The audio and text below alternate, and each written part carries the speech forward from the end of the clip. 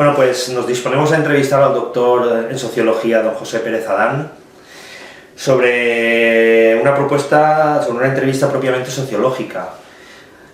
El guión o los 6 puntos que vamos a tocar van a ser los siguientes. En un primer lugar, los retos y las propuestas de la sociología a nivel actual.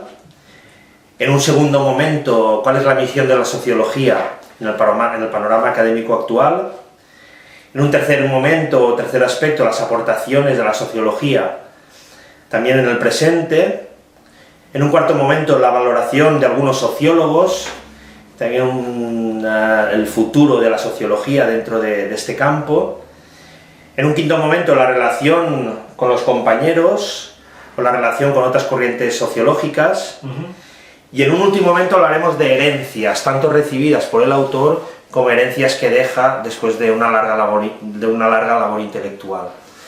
Sin más dilación, empezamos por el principio, aunque es una primera pregunta de apoyo, y no entra directamente en el punto 1, pero nos sirve para ya entrar directamente en él. Y la pregunta sería la siguiente: ¿por qué la sociología y no otra ciencia, a título personal, a título de estudio, a título académico? La pregunta es por qué sí, un servidor hizo esa elección por la sociología.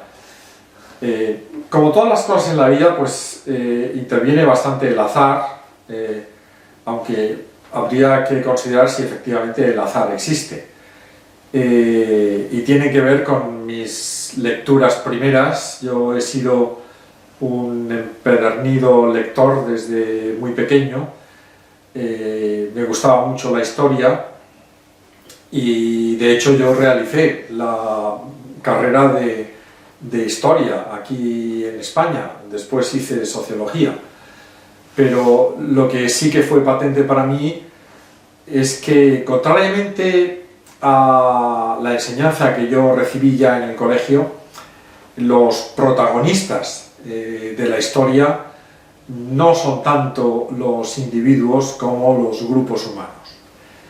Y me di cuenta de que esa realidad, ese protagonismo, pues estaba carente de estudio, necesitaba una profundización, y a mí me interesó meterme en ese campo de trabajo, y por eso elegí la sociología. Mi maestría, mis estudios de posgrado, mi tesis doctoral, ya están plenamente en el campo de la sociología. Trabajé también la ciencia política, y cuando regresé a España, la convalidación de mi doctorado que realicé en el extranjero, el gobierno me lo convalidó en lo que entonces se llamaba doctor en ciencias políticas y sociología. No existía un doctorado solo en sociología en aquel entonces. Y ya con eso pues empecé a trabajar, primero pues por circunstancias también de la vida, o sea, donde empecé yo a dar clase, pues el campo que trabajé fue la sociología de la empresa, la sociología del trabajo. Después pasé a la sociología medioambiental, después sociología de la familia, y luego en la última etapa de mi vida, pues ya más la sociología política dentro de una perspectiva que en sociología se conoce como comunitarianismo, aunque supongo que de eso hablaremos después. Muy bien, pues ya después de esta primera pregunta nos embarcamos ya de lleno en las cuestiones que nos ocupan, y una primera cuestión que es muy clave y muy directa, sí, es cuáles son los retos más importantes a los que se enfrenta la sociología en el presente, como ciencia y como influencia en la sociedad, desde su pensamiento, desde su reflexión, desde el trabajo académico. Bien, yo creo que hay que, al contestar esta pregunta, hay que posicionarse en un espacio, en donde estamos. No son de la misma índole los retos que la sociología tiene planteados en unos países que en otros, ¿no? Bajo mi punto de vista, el reto más importante que tiene planteado la sociología en este país y en muchos otros países también con una tradición cultural similar, es el de la enseñanza.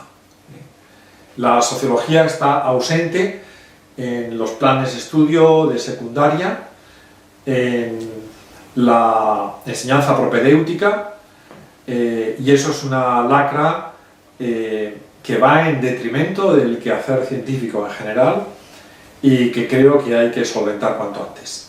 Desgraciadamente, tanto en este país como en otros que comparten pues, la misma tradición académica, pues está todavía vigente un viejo corporativismo disciplinar con posiciones muy acendradas que el futuro de la universidad deberá superar y el futuro de la enseñanza y de la educación también.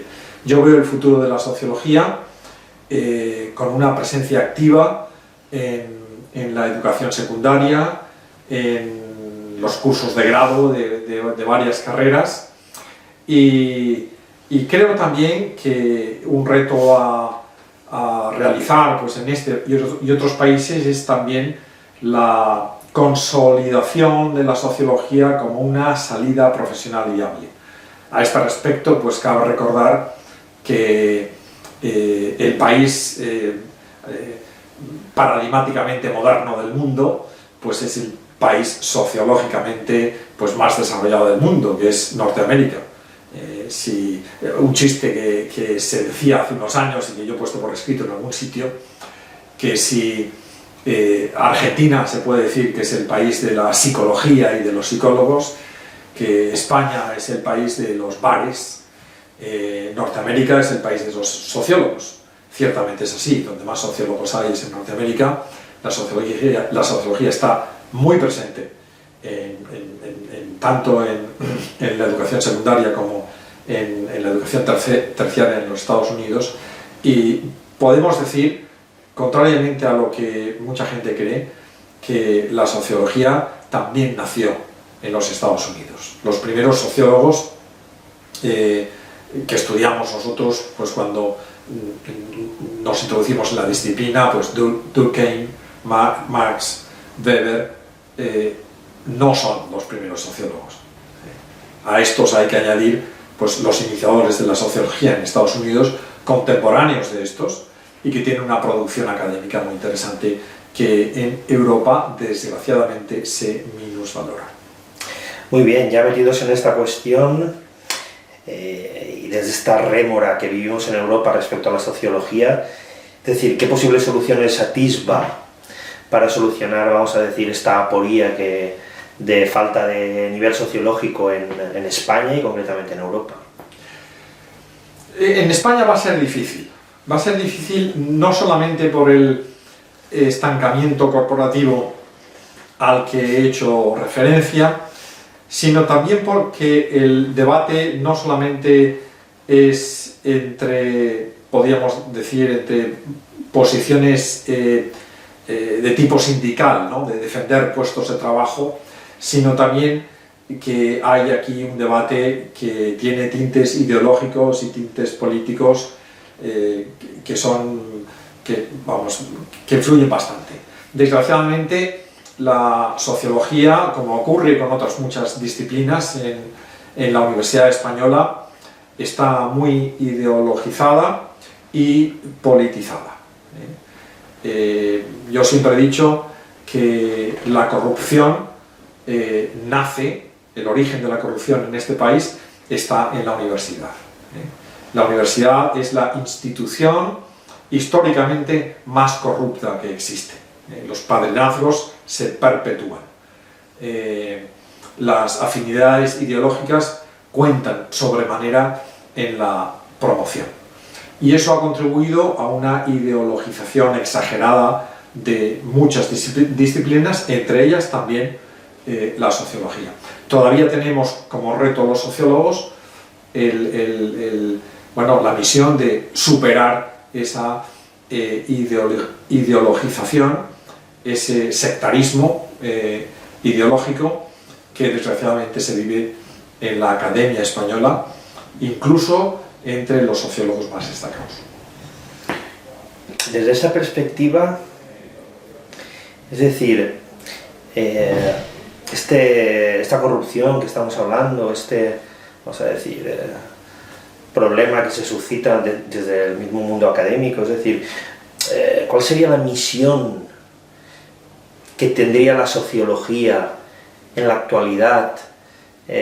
Una sociología, vamos a decir, abierta a distintas opiniones, abierta a distintas visiones y posiciones, y que diera un poco cabida a esa dialéctica también dentro de la sociología, donde otras voces se pudieran escuchar. Bueno, las voces están ahí, todas las voces están ahí. Hace falta prestarles atención. Y yo creo que ocurrirá, con dificultades, pero ocurrirá. Entre otras razones porque, si no, la verdad es que podemos irnos a pique. Esta civilización nuestra está asentada, pivotada sobre el individualismo. Hay un individualismo que es de origen económico y que está pues engarzado en la teoría económica dominante, en la economía neoclásica, en cierta manera también un poco en el liberalismo, pero hay también un individualismo ontológico al que yo me he referido en algunos de mis escritos, que es esa errónea concepción que muchos todavía tienen, que viene de las disciplinas más especulativas, de pensar que el individuo es el origen de la sociedad. Más bien es al revés. Nosotros no somos sociales, seres sociales por elección. No somos individuos que decidimos conformar una sociedad. La sociedad nos precede. Y ese individualismo ontológico, que es un error, todavía desgraciadamente está presente entre los que se dedican a la sociología, porque es incompatible con la sociología, pero sí que está presente en muchas de las disciplinas, entre comillas, así llamadas humanistas, que tienen una impronta principalmente filosófica. No sé si podría hablar de si hay una sociología cristiana. Y en un segundo momento, si es necesario que haya una sociología que se ocupe más de la dimensión espiritual, religiosa, que la sociedad actualmente pues, pueda vivir. Yo tiendo a decir que no hay una sociología cristiana, ni debe haberla, en el sentido de que el cristianismo no propone ningún modelo de sociedad. El cristianismo propone un modelo de perfección humana que es Jesucristo. Pero ni en Jesucristo ni en las Sagradas Escrituras tenemos una propuesta de buena sociedad. Cuando nosotros abstraemos la buena sociedad, no tenemos ningún agarradero teológico para asirnos. Cuando nosotros abstraemos la perfección, la santidad sí que lo tenemos. En ese sentido, las propuestas sociales cristianas no pueden dejar de ser eso, propuestas. No hay nada más allá. Es algo que tenemos que construir aquí abajo. Es una obligación nuestra construirlo aquí abajo, con influencias, con directrices, basado más bien en saber qué es lo que no tenemos que hacer que en lo que tenemos que hacer, pero es algo que el cristianismo ha dejado abierto. En ese sentido, no creo que se pueda decir nunca que hay ahí una sociedad cristiana y que esta sociedad es, como sociedad, más cristiana que otra. Ahora bien, sí que creo que debe de haber una sociología, y de hecho la hay, que toma en cuenta la dimensión espiritual de lo humano. Tal como la espiritualidad debe de reconocerse y descubrirse en la vida del grupo humano, en la sociedad, en la cultura. En ese sentido sí que creo que una sociología cristiana en el campo del estudio sociológico de la espiritualidad y del sentimiento religioso es una necesidad palmaria. Muy bien. Pasamos a un segundo aspecto. Vamos a valorar algunos de los sociólogos o escuelas sociológicas, tanto del pasado, del presente, incluso, no sé si del futuro, pero nos adelantamos a él, ¿no? Sí. Usted ha nombrado muchos sociólogos, Durkheim, Weber, Sí. Es decir, hay algunos actuales como José Casanova, todos ellos son, bueno, todos no, pero Casanova, que viene también del ámbito americano, norteamericano, aunque es de origen español. Ha citado también los sociólogos americanos que hicieron escuela y sí. de alguna manera los podríamos denominar los padres de la sociología moderna, vamos a decir así, sin entrar a valorar a Comte y a otros. Es decir, quisiera a poder ser que nos hiciera usted una pequeña revisión de este mundo académico sociológico y más que nada, no solo tocando algunos autores que sabemos que lo hará, que para usted hay que tal vez poner en acento, sino algunas de las líneas que han abierto, que han sido, vamos a decir, centrales para el pensamiento sociológico actual. Yo, cuando he explicado teoría sociológica y cuando he hablado de historia de la sociología, siempre he llamado la atención o siempre me he creído en la obligación de decir que hay más sociología y hay más teoría sociológica en lo que está por venir que en lo que ya ha venido. No quiero criticar con esto la labor de los pioneros de la sociología. La sociología es una ciencia joven, pero sí que creo que muchos de ellos están superados. La sociedad, lo inherente al estudio sociológico de la realidad social es el cambio. El cambio nunca ha avanzado tan rápido como ahora. El cambio no hay que obligarle a circular por unos raíles ya preconstruidos y prefabricados. El cambio va por donde va, ¿no? Y hay que interpretarlo, hay que reconocerlo, hay que estudiarlo, ¿no? En ese sentido, mis débitos intelectuales están más con sociólogos del presente que con sociólogos del pasado. Y si tuviese que mencionar algunos, pues por mencionar a tres, en primer lugar, yo mencionaría al que, en mi opinión, es el sociólogo vivo más importante, que no quiere decir que sea reconocido como el más importante, porque no lo es, desgraciadamente, y porque se le conoce poco, pero sí que creo que es el más señero y el más original, el más comprometido, el más brillante y uno de los más lúcidos intérpretes de la cultura moderna. Es Amitai Etzioni, es el fundador o el iniciador, ¿no?, de la propuesta comunitarista en sociología y en política, en ciencia política, y también el iniciador de la alternativa teórica más sólida que existe, en mi opinión, al paradigma económico neoclásico en economía, la socioeconomía. Son dos escuelas en las que puedo decir que yo figuro y que no me importa reconocerme como comunitarista en la línea que ha desarrollado Amitai Etzioni, ni tampoco como socioeconomista. Mis libros os los he escrito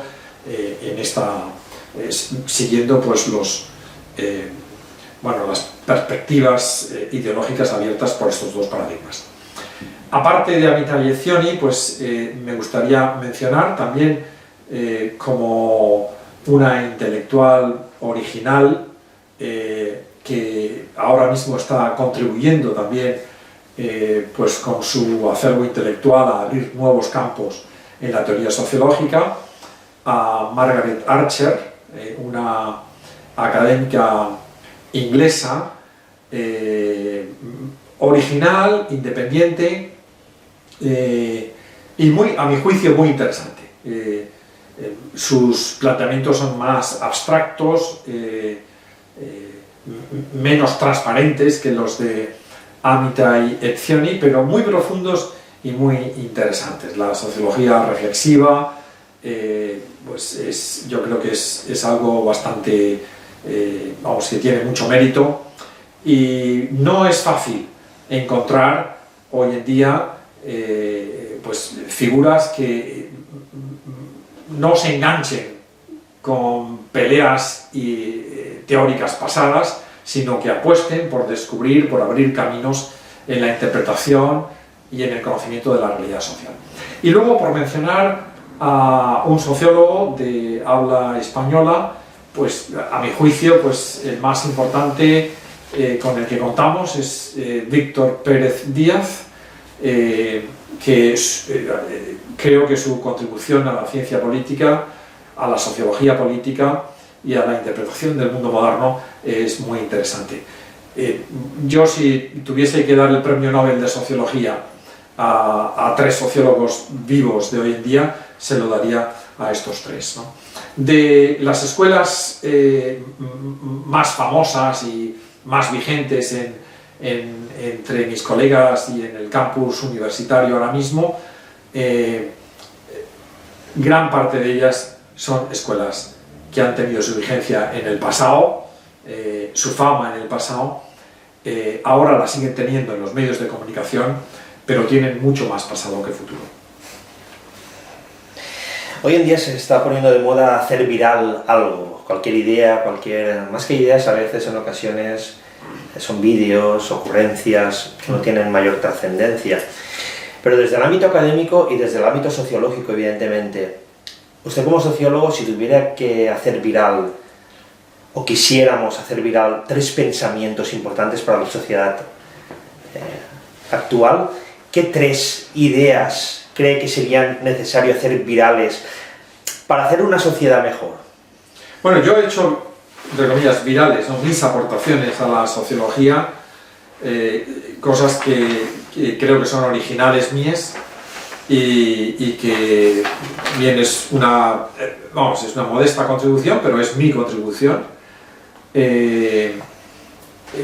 Aparte de lo ya mencionado, sobre la importancia de la sociología propedéutica para entender el mundo y la realidad en que vivimos, pues numeraría en primer lugar el concepto de familia funcional,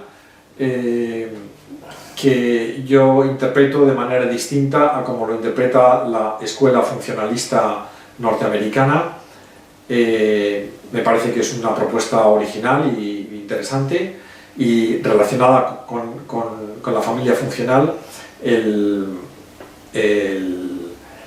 concepto de la diferencia entre propios y extraños, ¿no? En fin, la consideración de esos niveles, distintos niveles de relación que podemos tener dentro de las comunidades humanas. Aparte de esto,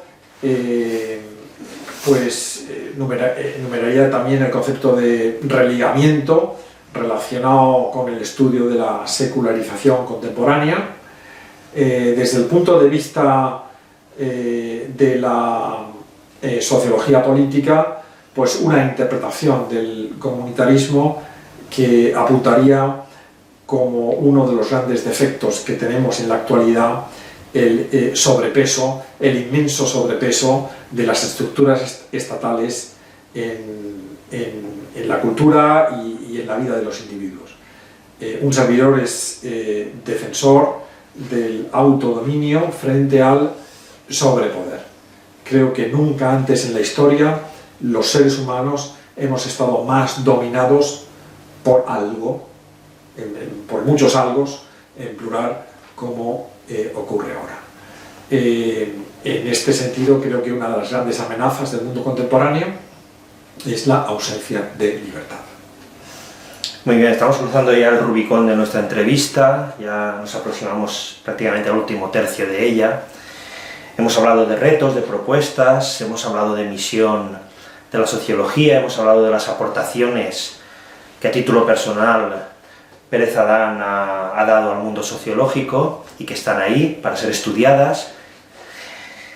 Hay un cuarto aspecto que también lo hemos tratado, que es la valoración de algunos sociólogos, de escuelas sociológicas, las aportaciones de los mismos, todas ellas de sumo interés.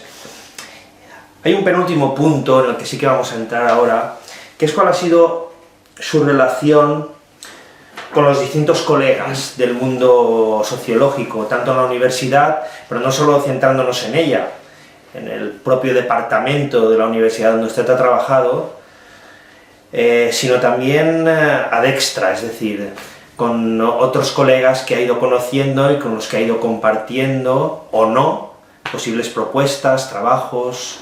¿Cuál ha sido esta relación? Al mismo tiempo paradójica, al mismo tiempo respetuosa y conflictiva. Vamos, yo siempre me he considerado una persona independiente. Alguien me ha dicho alguna vez que soy demasiado, ideológicamente, demasiado independiente. Aún así, pues creo que tengo seguidores, pero ya he mencionado antes que hay un cierto sectarismo ideológico en la Universidad Española y eso pues se ha manifestado también en la historia de mi vida en la Universidad Española. Yo he practicado, me he obligado a practicar la autocensura muchas veces para poder sobrevivir. He sido, podríamos decir que he sido marginado por mis ideas políticas y por mi compromiso vital, pero ello no me ha importado demasiado. También he de decir que yo he seguido escribiendo, ha habido dificultades, ha habido críticas, pero también es lo que ha ocurrido siempre a lo largo de la historia. Cualquier idea original, cualquiera que, como se dice ahora, se salga de las directrices del pensamiento único, pues va a ser crucificado en los medios de comunicación, o va a ser criticado en la academia, o simplemente marginado. A mí lo que más me ha dolido alguna vez pues ha sido la marginación que han sufrido algunas de las personas que han trabajado conmigo y que han seguido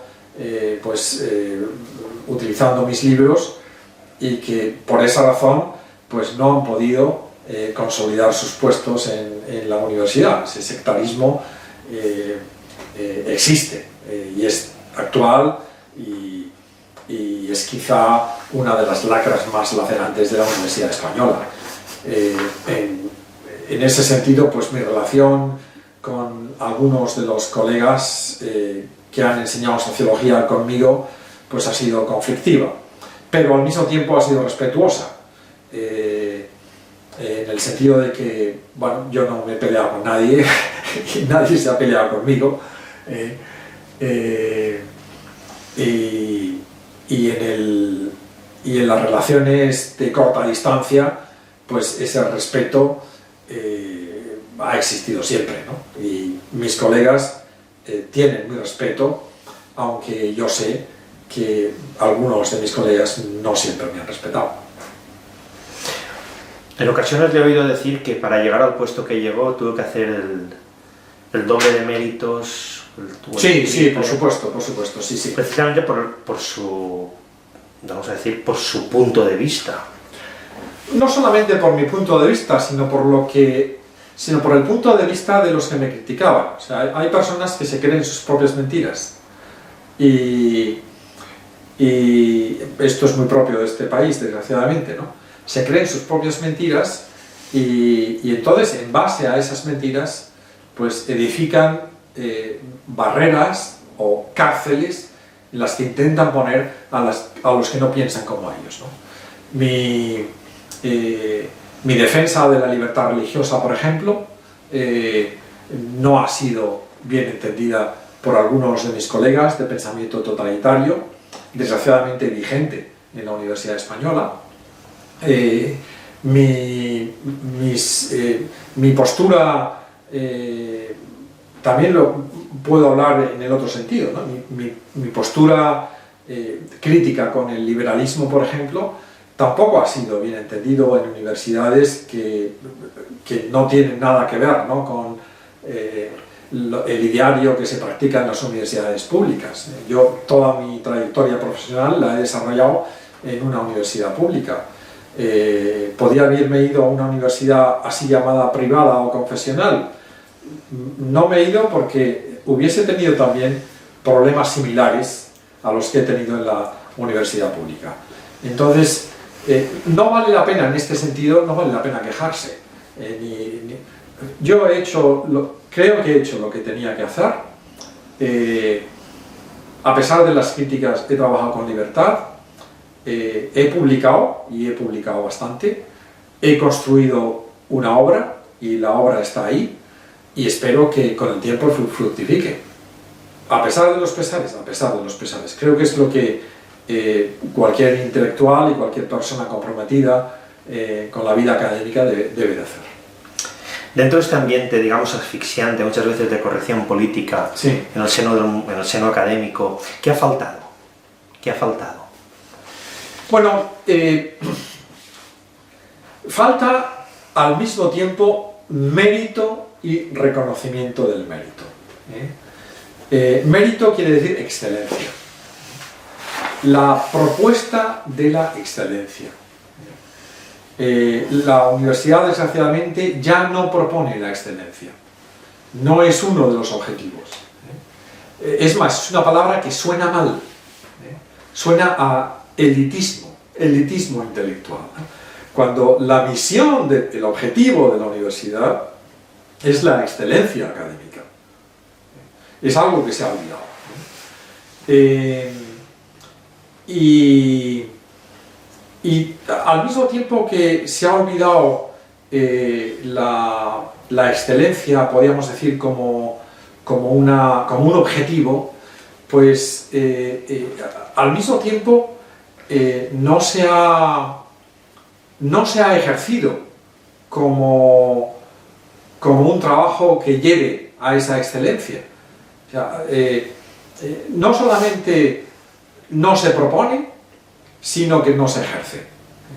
El nivel intelectual de las propuestas, de las investigaciones, pues lamentablemente dejan mucho que desear.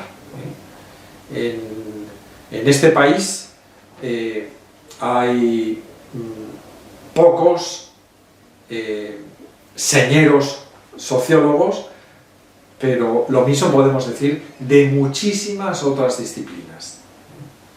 Ese compromiso con la investigación, ese compromiso con el trabajo duro, ese compromiso con la lectura continua, ese compromiso con salir fuera, abrirse intelectualmente, leer en otras lenguas,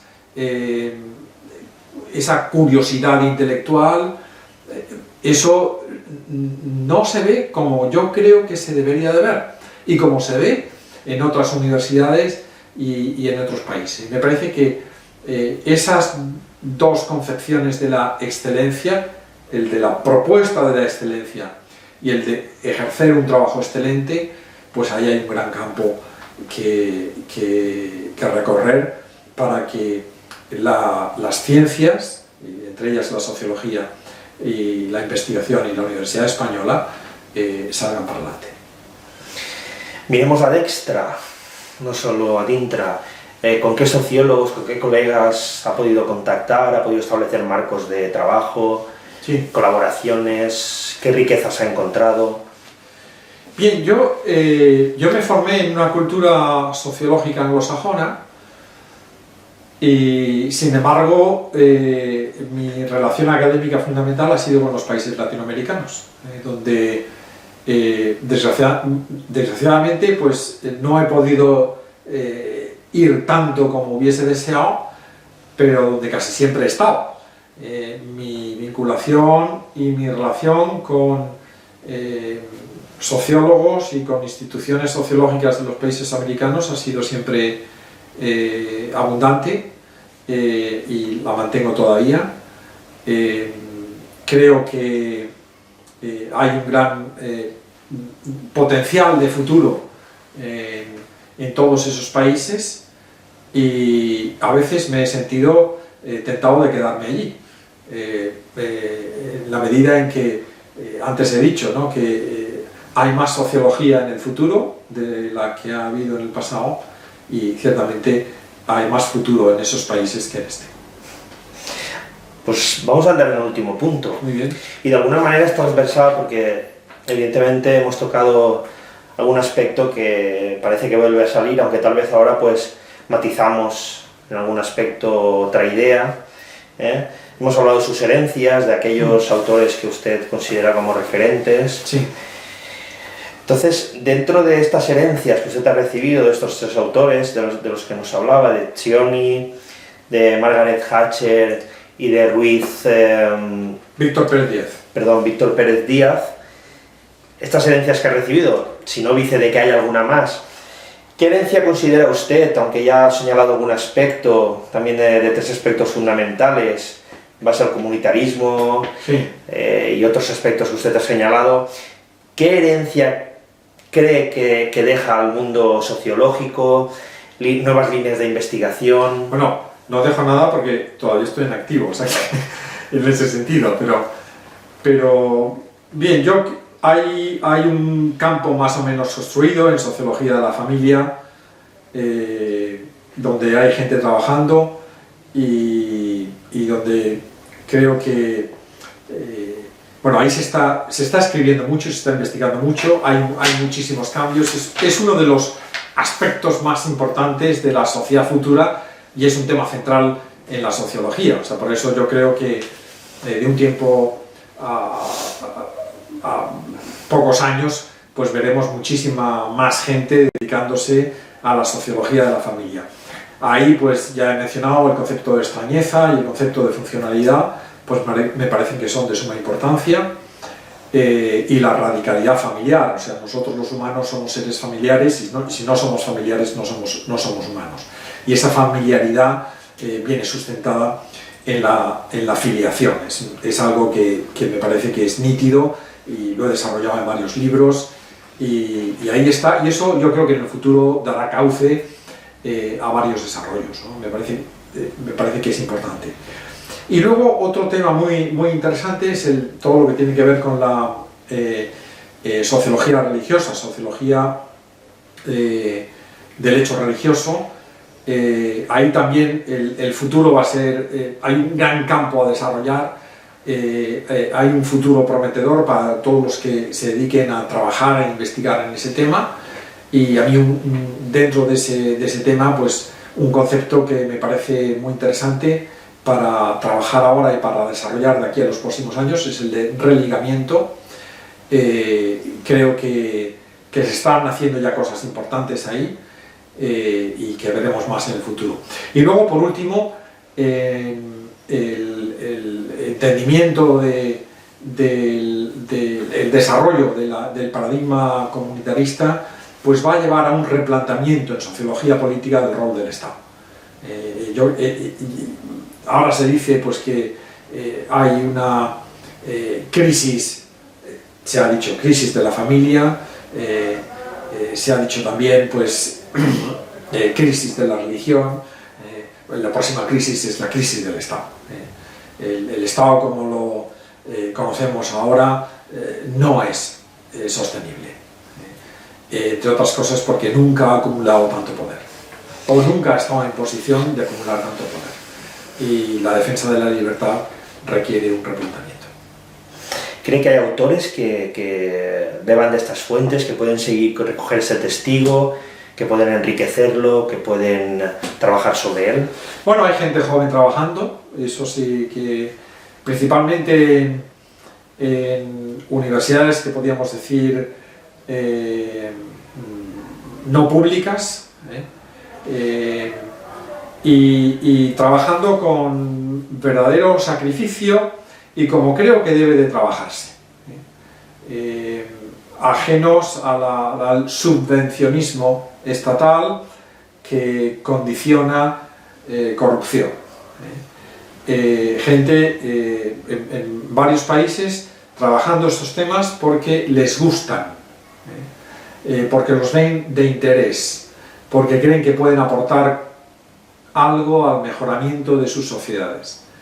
Y me parece, yo en ese sentido estoy ilusionado, y me parece que estas personas tienen en el mundo académico y en el mundo del desarrollo de las ideas pues un futuro prometedor, y vamos, en ese sentido pues estoy contento de haber contribuido en algo a ello. ¿Qué papel va a jugar ULIA en este campo? Bueno, ULIA es la Universidad Libre Internacional de las Américas, es a lo que yo me dedico ahora mismo. Después de haberme jubilado como profesor en la Universidad de Valencia, la Universidad Libre Internacional de las Américas aporta una vivencia experiencial desde el punto de vista institucional muy interesante, y es la viabilidad de la gratuidad en el sistema educativo. Algunos pueden decir que es como un torpedo en la línea de flotación del subvencionismo público a la educación terciaria, ¿no? Si una universidad gratuita es posible, yo creo que todo el sistema terciario de muchos países puede derrumbarse. Esa carrera desenfrenada que hay hoy en día, ¿no?, por tasas cada vez más altas para adquirir una educación, no tiene absolutamente ningún sentido. Y yo creo que eso, como ha ocurrido hace unos años con todo tipo de burbujas, yo creo que eso explotará más o menos pronto, ¿no? Yo soy defensor en ese sentido de la gratuidad, de la economía de gratuidad, de la economía basada en el regalo, que puede ser perfectamente compatible con el mercado, pero a la que es necesario permitirle vivir, darle un cauce de vida. Y eso, vamos, me parece que es ley de vida que ocurra en los próximos años. Es un desarrollo lógico, una reivindicación lógica de la libertad que, como he dicho antes, nunca hemos tenido tan amenazada como ahora. Bueno, hemos llegado al final de nuestra entrevista, hemos desarrollado 6 grandes trazos. Eso no es óbice o para que tal vez el autor, antes de despedir esta pequeña entrevista, pues quiera señalar algo, quiera acentuar algo, o no había necesidad de ello, considere que ha estado... Bueno, una de las misiones vamos, en este sentido no creo ejercer ninguna presión corporativa. Una de las misiones que tiene un profesor pues es animar a sus alumnos a profundizar en los temas que tratan, ¿no? Y bueno, pues yo animo a la gente joven a estudiar sociología. Creo que es lo mejor que se puede estudiar para el buen futuro de nuestras sociedades. Además, en algunos países, en los países de tradición latina, es una carencia lacerante.